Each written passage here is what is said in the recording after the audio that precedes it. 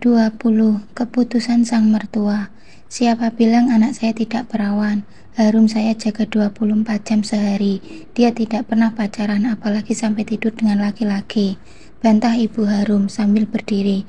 Matanya tajam menatap Mas Gilang. Sudah Bu, perawan atau tidak itu nggak penting dibahas. Sekarang kita bahas masalah pernikahan mereka saja. Ini ada uang 2 juta, cukup kan untuk biaya nikah?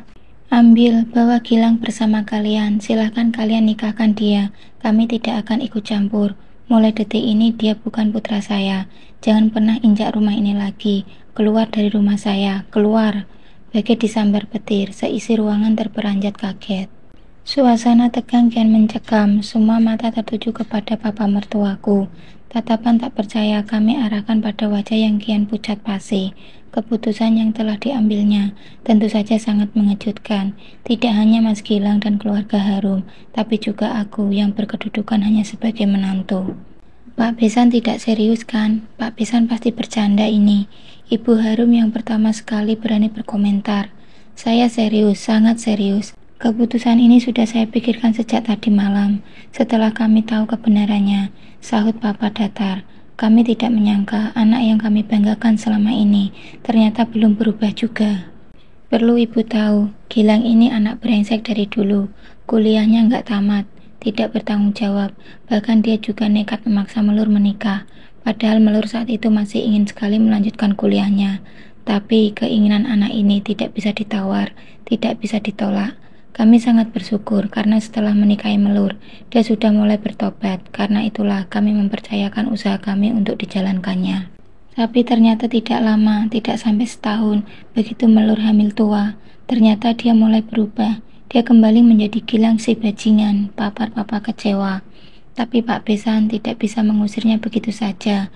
Protes Ibu Harum. Kenapa tidak? Suka-suka saya. Apa hak situ mengatur-ngatur saya? Bantah Papa melotot. Gilang yang sudah berubah baik, tiba-tiba berubah, itu pasti karena dia tidak bahagia dengan Melur. Kenapa dia memilih Harum? Itu pasti karena Harum yang bisa membahagiakan dia. Anak Pak Besan berhak bahagia. Saya tidak peduli, dia mau bahagia sama siapa, atau mau mampu sekalian, saya nggak penting. Saya nggak butuh anak yang kerjanya selalu bikin orang tua kecewa. Cukup sudah, toh saya sudah mendapat gantinya. Cucu yang sangat saya dambakan. Dia bisa menggantikan posisi papanya di hati saya, di dalam keluarga besar saya. Sekarang kalian pergi dari sini, tegas Papa. Pak Besan tidak bisa mengusir kami seperti ini. Anak saya sudah dirusak oleh putra Bapak. Bapak harus bertanggung jawab. Teriak Ibu Harun mulai histeris. Tanggung jawab? Ibu menuntut tanggung jawab. Tanggung jawab apa lagi? Kali ini Mama yang berteriak. Kalian harus menikahkan Gilang dengan Harum. Oke, kami setuju. Nih duitnya, kurang 2 juta. Berapa bayar buat nikah rupanya, hah? Nikah secara siri apa enggak cukup 2 juta? Teriak Mama ketus. Kami enggak mau cuma nikah secara siri. Kami minta mahar besar, minta biaya pesta besar. Oh ya? Ibu sadar enggak? Ibu mengumpankan anak ibu itu pada siapa? Ibu pikir Gilang itu siapa? Bos. Jangan mentang-mentang dia bawa-bawa mobil mewah, rumah besar, usahanya ada di mana-mana.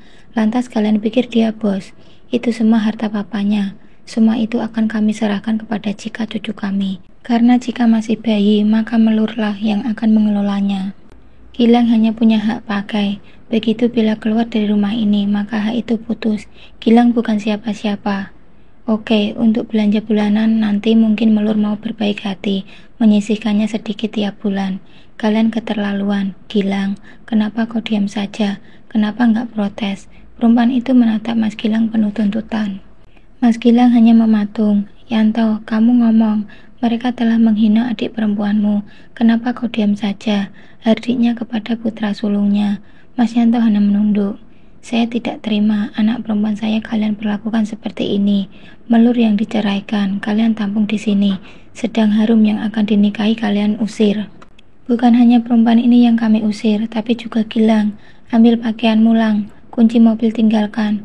Oh iya Mel, mungkin sepeda motor toko boleh dibawanya 1. Mama menatapku. Aku benar-benar bingung, aku masih kaget dengan situasi ini. Melur diam, itu artinya nggak boleh. Berarti Gilang pergi tanpa apa-apa, hanya pakaian dan uang 2 juta. Sudah sana cepat pergi sebelum kami menyeret kalian keluar. Perintah Mama. Tidak bisa begitu, kami tidak terima diperlakukan seperti ini. Ibu Harum semakin histeris. Cukup Bu, nggak tahu malu. Cepat Rum, kemasi pakaianmu, kita tinggalkan rumah ini. Dasar adik kurang ajar, bikin malu aja. Teriak Mas Yanto tiba-tiba setelah sedari tadi hanya diam. Kau malah nyalahin adikmu, bukannya kau menuntut mereka. Percuma kau laki-laki, kau nggak bisa mempertahankan kehormatan adikmu sendiri. Ibu Harum mengguncang bahu Mas Yanto. Kehormatan apa? Harum telah merusak rumah tangga Melur, orang yang telah menganggapnya seperti adiknya sendiri. Ibu juga sama. Saya malu punya keluarga seperti kalian. Entah taruh di mana muka saya ini. Kita memang miskin Bu, tapi tidak begini caranya kalau mau jadi orang kaya. Ibu mempertaruhkan harga diri anak ibu sendiri. Lihat sekarang, apa hasilnya? Apa yang ibu dapat? Hah? Malu. Ibu malu bilang apa nanti kepada orang kampung. Ibu pulang membawa suami Melur. Lalu ibu menikahkan mereka tanpa restu dari keluarganya. Ibu mau bilang apa pada mak tua, ibunya Melur? Ibu mau bilang apa pada orang kampung? Mas Yanto berteriak, anak kurang ajar, bukannya membela orang tua, malah menyalahin ibu kau. Geram ibunya. Terserah, aku malu punya orang tua seperti ibu. Aku malu punya adik seperti Harum. Ayo kita pergi, cepat kalian, aku nunggu di luar. Mas Yanto beranjak pergi. Kau kenapa nggak berkemas? Mama mertuaku menatap Harum tajam. Gadis itu melirik Mas Gilang. Cepat Rum, kau kemasi pakaianmu. Kita tinggalkan rumah terkutuk ini, perintah ibunya. Aku nggak mau pergi kalau nggak bareng Mas Gilang. Kalau Mas Gilang nggak pergi, aku juga nggak mau pergi dari sini. Aku mau sama Mas Gilang, Bu. Harum menangis sesenggukan. Ya Tuhan, anak ini, kukira dia hanya mengejar harta suamiku. Tapi ternyata dia memang benar-benar menginginkan Mas Gilang. Ya Allah, sejak kapan dia jatuh hati pada suamiku? Aku dan Mas Gilang menikah baru setahun lebih, beberapa bulan. Apakah dia sudah jatuh hati sejak awal pernikahanku? Kenapa meski suamiku yang dia sukai? Bukankah aku menganggapnya seperti adikku sendiri? Bab 21. Kuseret sang pelakor keluar. Aku nggak mau pergi kalau nggak bareng sama Mas Gilang. Kalau Mas Gilang nggak pergi, aku juga nggak mau pergi dari sini. Aku mau sama Mas Gilang, Bu. Harum menangis sesenggukan. Gilang itu sudah miskin. Mau apa kau hanya dengan uang 2 juta? Nggak bisa. Kau harus cari suami yang lebih kaya. Nggak usah sama lelaki yang sudah nyata-nyata kere. Cepat, ambil pakaianmu. Kita pergi dari sini. Nggak mau, aku mau nikah sama Mas Gilang. Aku cinta sama Mas Gilang, Bu. Isa Harum memeluk kaki ibunya. Tidak bisa, ibu nggak mau kamu nikah sama gembel. Kau harus cari laki-laki yang lebih dari suami Melur, yang sombong ini. Kau jauh lebih cantik daripada dia. Kenapa pula dia lebih kaya daripada kau? Kau harus buktikan kepada ibu kalau kau itu jauh lebih hebat daripada anak si Ruminah ini. Aku terkesiap, cara dia menyebut nama ibuku membuat aku naik darah. Oh, jadi itu obsesi Mauda selama ini. Mauda sebenarnya iri melihat ibuku. Ibu sengaja merusak rumah tanggaku dengan mengumpankan Harum. Saya nggak nyangka, hati ibu benar-benar sempit. Tuduhku menatapnya geram. Nggak usah ngomong kau perempuan sombong. Sekarang bisalah kau ngomong. Lihat saja sebentar lagi. Nggak mungkin selamanya kau di atas. Terserah, yang penting jangan sampai kalian mengganggu ketenangan ibu saya di kampung. Saya tidak akan diam kalau sampai kalian menyakitinya. Nggak usah mengancam mulutmu itu. Ayo Rum, ibu sudah enggak tahan di sini. Perempuan ini semakin besar kepala. Mas, ayo kita pergi. Mas Gilang harus ikut. Harum berlari ke arah kursi Mas Gilang. Dia menangis terisak di kaki selingkuhannya. Mas Gilang hanya diam tak bersuara. Nggak bisa, aku nggak boleh melanjutkan hubunganmu sama dia. Teriak ibunya menarik paksa tangan Harum. Nggak mau, kalau Mas Gilang nggak ikut, aku nggak mau pergi dari sini. Nggak peduli aku jadi babu atau Kak Melur nyiksa aku sekalipun, aku nggak peduli. Yang penting aku tetap sama Mas Gilang. Harum histeris, tangannya erat memegangi kaki kekasihnya. Laki-laki itu hanya dia mematung. Anak kurang ajar, ayo kita pulang. Ibunya seperti kehabisan kesabaran. Diseretnya gadis itu sekuat tenaga. Cukup Mauda, biar aku yang bicara dengan Harum.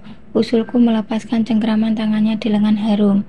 Perempuan parubaya itu mengalah. Dilepasnya lengan Harum dengan kesal. Rum, kamu pulang saja dulu ya. Tolong jangan buat ribut lagi. Kasihan mertuaku sangat stres melihat keributan yang telah kalian ciptakan ini. Ucapku lembut memegang bahunya. Aku nggak mau pisah dari suamimu, Kak. Aku cinta sama Mas Gilang. Isaknya masih sesenggukan. Baik, kakak mengerti. Kau mencintai suami kakak, boleh. Kakak juga nggak mau lagi kok sama dia. Kakak sudah jijik bersuamikan dia. Kau boleh mengambilnya, tapi kamu pulang dulu. Tunggu tenang dulu. Nanti kakak akan membujuk Mas Gilang agar menjemputmu ke kampung. Dia juga mencintaimu kan? Katanya begitu, katanya dia bisa gila kalau nggak jadi nikah sama aku, lirihnya. Iya, kalian pasti akan bersatu, tapi tidak sekarang. Kalian pulang dulu ya. Tolong jangan ngomong macam-macam di kampung nanti. Jangan ngomong apa-apa pada ibuku, kau paham? Kakak janji akan menikahkanmu sama Mas Gilang. Kakak nggak janji, tapi berusaha. Kakak harus janji, kakak nggak bisa janji. Bilang aja kalau kakak nggak ngizinin Mas Gilang nikahin aku. Kakak pasti cemburu, iya kan? Tuduhnya membuat darahku mendidih. Jaga mulutmu, berapa kali lagi harus kubilang, aku sudah jijik sama dia. Aku nggak bakal mau menerima bekasmu. Sekarang kau pergi dari rumah ini, cepat. Dengan tanganku sendiri, akhirnya perempuan itu kuseret keluar. Kulemparkan tubuhnya di hadapan Mas Yanto yang menunggu di teras. Bagai kesetanan, aku berlari ke kamarnya, memasukkan semua pakaiannya ke dalam tas, lalu melemparkannya keluar. Semua hanya menatap, tak ada yang berani menghalangi. Aku masih terengah-engah di ambang pintu utama. Setelah menyeret dan melemparkan pakaian harum ke teras rumah, Mauda melangkah mendekat, berdiri tegak di depanku. Kau sudah puas? Kau sudah puas dengan semua yang kau lakukan pada Harum? Baik, kami pergi. Tapi, perlu kau camkan bahwa kami tidak akan pernah diam. Kau tidak tahu sedang berhadapan dengan siapa. Bersiaplah menikmati hari-harimu selanjutnya. Perempuan parubaya itu melangkah keluar. Aku terperangah. Kalimat yang diucapkannya penuh ancaman. Entah apa lagi yang akan dilakukan perempuan serakah itu. Kenapa dia tidak jerah juga setelah rencananya gagal, bahkan terhina seperti ini? Apa yang dikatakan ibu pembantu itu kepadamu, Mel? Sebuah tepukan halus di pundakku. Ma, oh, nggak apa-apa kok, Ma. Bagaimana keadaan Papa? Dia baik-baik saja kan? Sahutku balik bertanya. Iya, sepertinya dia cukup kuat menghadapi kekacauan yang ditimbulkan Gilang kali ini. Kamu yang sabar ya, Nduk. Pokoknya kami berdua ada di pihakmu. Tutur Mama menepuk-nepuk punggungku dengan pelan. Aku mengangguk dan mencoba mengukir senyum, seperti kebiasaanku bila berbicara dengan kedua mertuaku. Mau kemana, he? Kau mau kemana, Gilang? Kita harus bicara. Aku dan Mama tersentak, itu suara Papa. Ada apa dengan Mas Gilang? Spontan aku dan Mama membalikkan badan dan melangkah ke ruang tengah. Tapi langkah kami terhenti, hampir saja Mas Gilang menabrak kami. Lelaki itu setengah berlari menuju garasi mobil.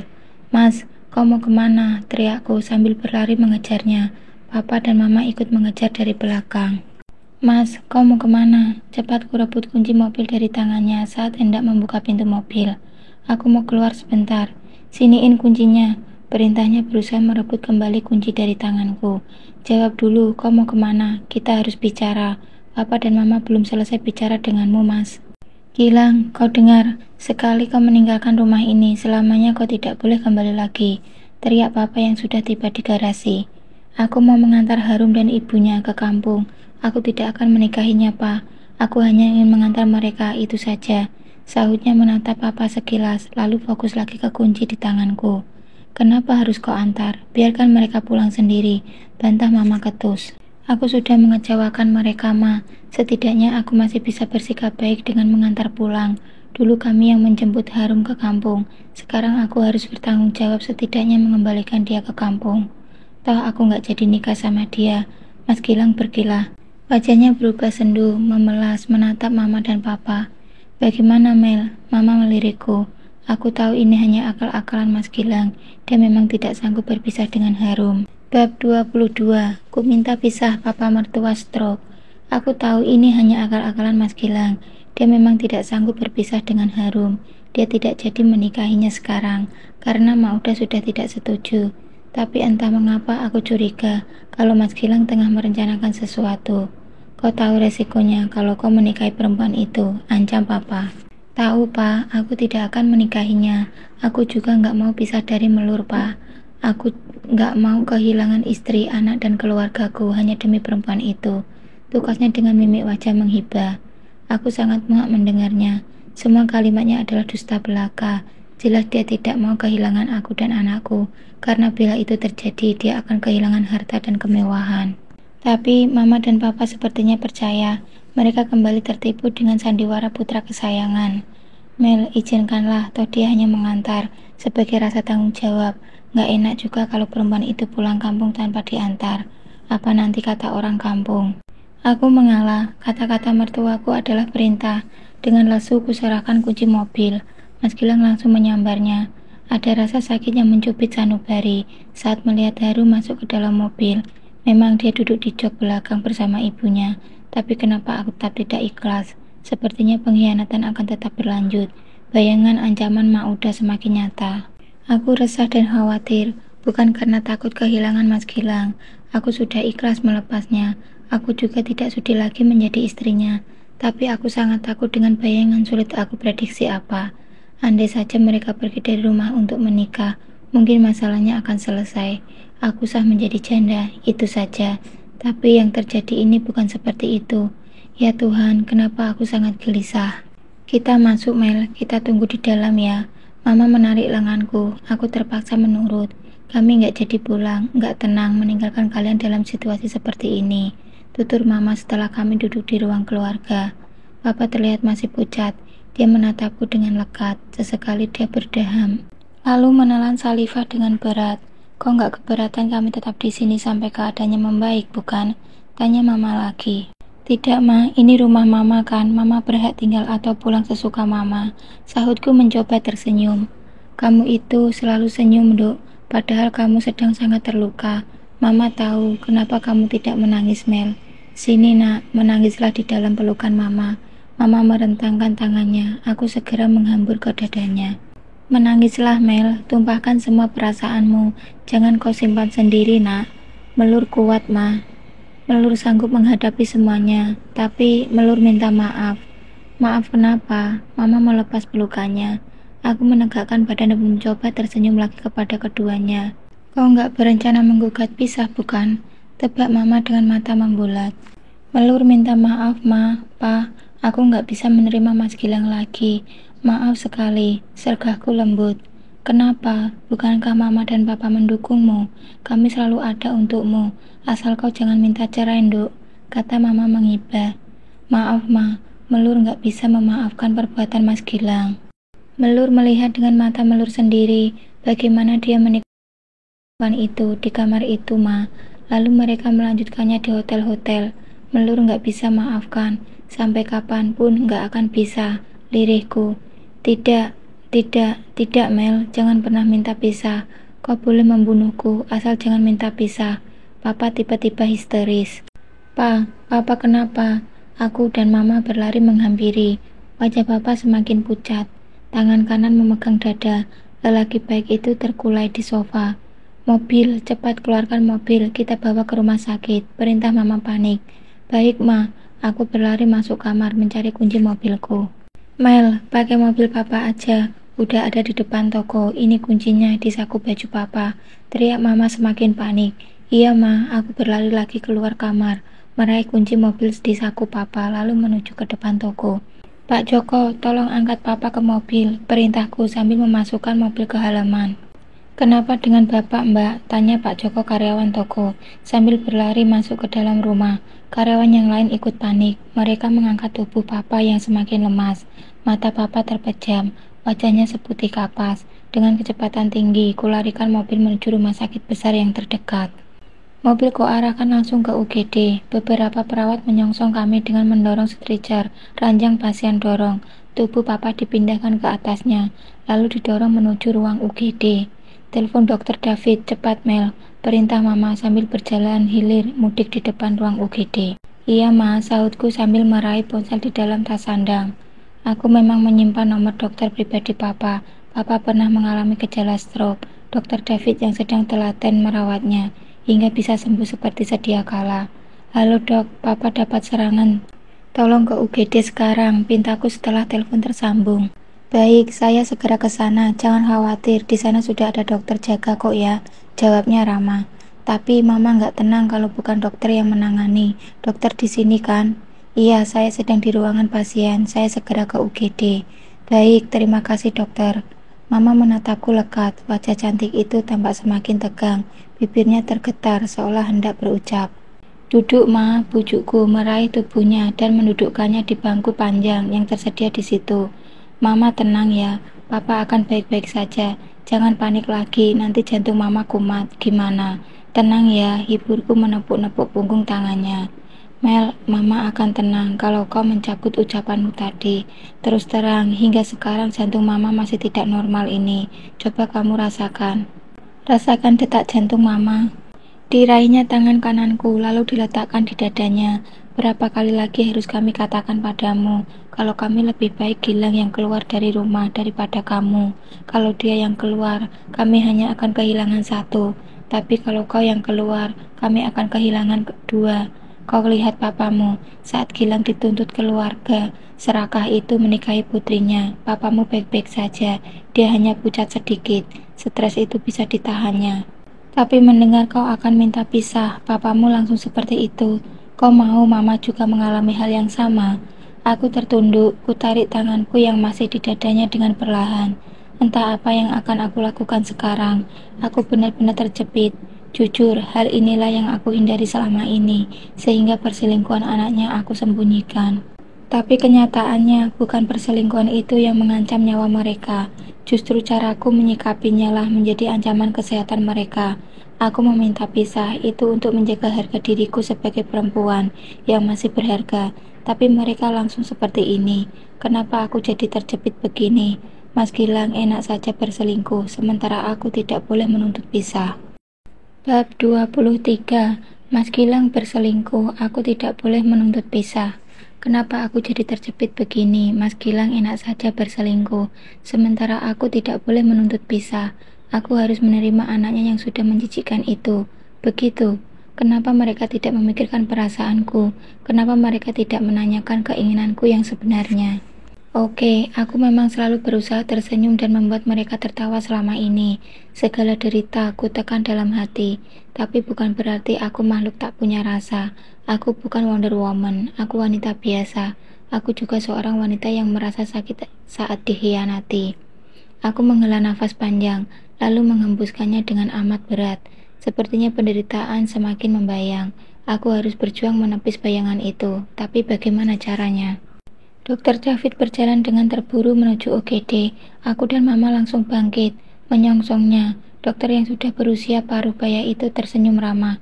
Raut wajahnya begitu tenang. Tolong Papa dok, dia di dalam, pintaku, mengesampingkan hati yang sedang gundah.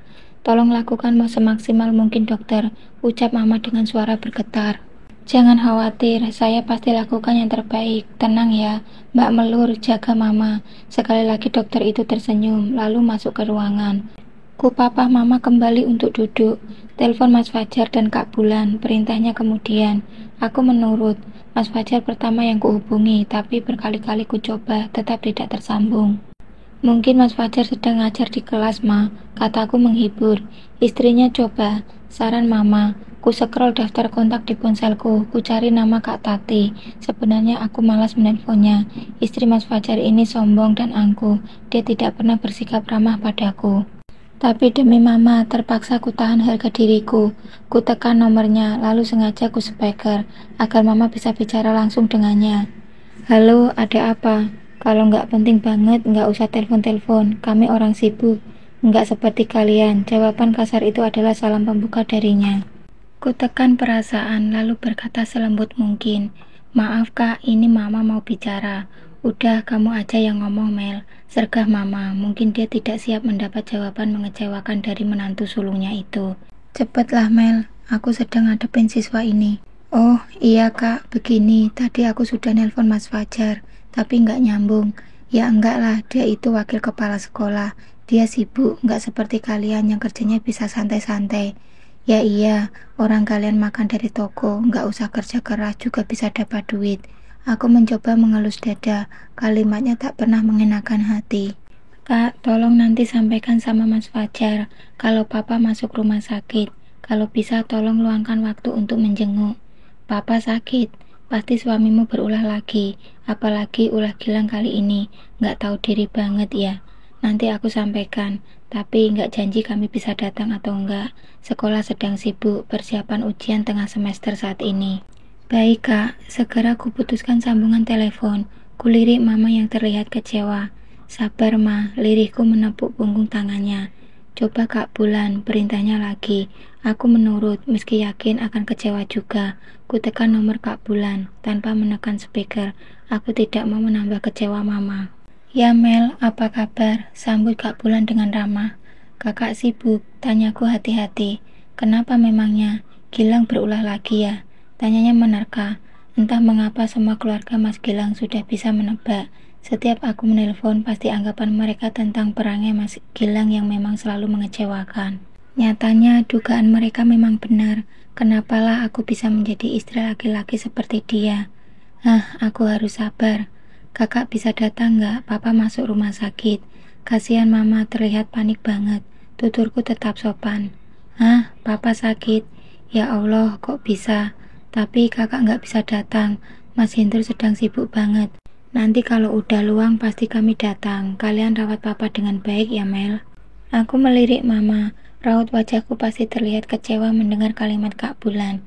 Makanya mama terlihat begitu sedih. Sabar ma, ada Melur di sini. Bisikku menatap lekat bola matanya. Mel, kami sudah tua nak. Cuma kau yang bisa membahagiakan kami. Kau lihat Mas Fajar. Dia sibuk dengan karirnya sebagai guru di kota lain. Istrinya bahkan mendoktrin agar tidak mau mengurus pindah tugas ke kota ini. Padahal sudah berulang kali Papa usulkan agar bisa dekat dengan kita. Mas Fajar lebih mencintai istri dan pekerjaannya daripada orang tuanya. Lalu Kak Bulan, kami mengangkatnya sebagai anak sedari kecil untuk tempat bersandar jika sudah tua seperti saat ini. Tapi kau lihat, dia lebih memilih mengabdi kepada suaminya. Dia menolak untuk tinggal bersama kami beserta keluarganya. Memang dia meminta kami tinggal bersama mereka di sana. Tapi kau tahu papamu, dia tidak pernah bisa betah tinggal dimanapun selain di rumahmu. Hanya kau yang bisa memahami kami Mel. Hanya kau yang sayang tanpa pamrih kepada kami. Gumamnya dengan suara hampir tak terdengar. Sudut matanya mengembun. Mama akui, Gilang memang brengsek. Dia sudah mengecewakanmu, mengecewakan kita semua. Kau pantas meminta pisah darinya. Terlalu egois mungkin kami jika menyuruhmu bertahan. Tapi lihatlah keadaan kami, Nduk. Apa jadinya kami ini kalau tanpa kau dan Cika? Tolong jangan minta pisah ya, Nduk. Andai waktu bisa kuputar, aku ingin sekali mengulang masa lalu. Masa di saat aku belum kenal dan jatuh cinta pada sosok lelaki yang bernama Gilang. Mahasiswa drop out yang tiada henti mengejarku. Kenapa aku mesti jatuh hati padanya? Kenapa aku mesti jatuh hati padanya? Kenapa aku mesti berjodoh dengannya? Apakah karena dia selalu menjemputku dengan mobil mewahnya? Atau apakah karena ayahku saat masih hidup dulu selalu berbelanja pupuk, bahkan sering utang di toko pupuk miliknya? Tidak, bukan karena hartanya. Sama sekali bukan. Aku menerimanya karena cinta. Murni karena cinta. Mengapa cintaku seperti ini balasannya? Rumah tangga ini masih seumur jagung, tapi masalah tiada henti membayangi. Dokter David keluar dari ruangan. Aku segera menyongsongnya. Mama masih terduduk lemah di bangkunya. Tenang, Pak Hendra baik-baik saja. Sempat dapat serangan, tapi sudah normal kembali. Tenang ya, tuturnya menghibur aku dan Mama. Enggak strokan dok, tanyaku masih belum tenang. Tidak, tapi hampir saja. Kalau tidak cepat ditangani, tapi tolonglah, jangan buat dia stres, kaget, atau mikir yang berat-berat. Gawat kita nanti, kalau sering dapat serangan seperti tadi. Saya tidak bisa jamin kalau terjadi yang tidak kita inginkan. Hibur-hiburlah papanya. Mbak Melur, udah tua kami ini, hehehe. Aku mengangguk, ucapan sang dokter membuat hatiku kian kecut. Enggak perlu dirawat inap kan dok? Tanya Mama menghampiri. Tidak perlu, sebentar lagi sudah boleh pulang. Tunggu habiskan infusnya ya, biar Pak Hendra semakin kuat. Baik dok, kami boleh masuk, silahkan. Hibur-hibur dia ya. Aku mengangguk, ku bimbing Mama masuk ke dalam ruangan.